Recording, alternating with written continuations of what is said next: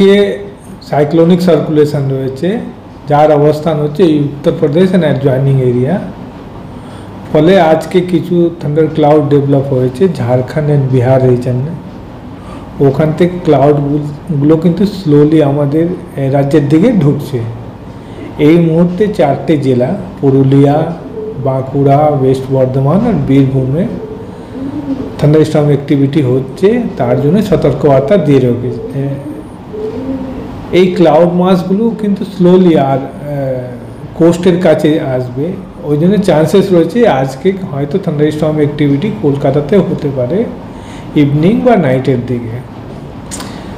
আগামীকাল থেকে north westerly wind ঢুকবে, ফলে ওয়েদার আগামী 3 থেকে 4 দিন, কাল থেকে যদি শুরু করি 5, 6, 7, 8 চান্সেস রয়েছে ওয়েদার ড্রাই থাকবে আমাদের রিজনে, বোথ নর্থ বেঙ্গল সাউথ বেঙ্গলে।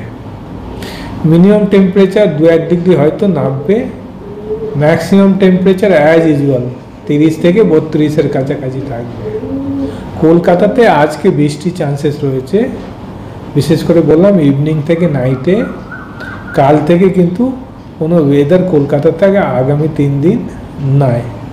তাপমাত্রা যেটা বললাম মিনিমাম 20 থেকে 22 চান্সেস রয়েছে, আর ম্যাক্সিমাম চান্সেস রয়েছে 30 থেকে ইভিনিং বা নাইটের দিকে। আগামীকাল থেকে নর্থ ওয়েস্টার্লি উইন্ড ঢুকবে, ফলে ওয়েদার আগামী 3 থেকে 4 দিন, কাল থেকে যদি শুরু করি 5, 6, 7, 8 চান্সেস রয়েছে ওয়েদার ড্রাই থাকবে আমাদের রিজনে, বোথ নর্থ বেঙ্গল সাউথ বেঙ্গলে। মিনিমাম টেম্পারেচার 2-1 ডিগ্রি হয়তো নামবে, ম্যাক্সিমাম টেম্পারেচার অ্যাজ ইউজুয়াল 30 থেকে 32-এর কাছাকাছি থাকবে। কলকাতাতে আজকে বৃষ্টির চান্সেস রয়েছে, বিশেষ করে বললাম ইভিনিং থেকে নাইটে।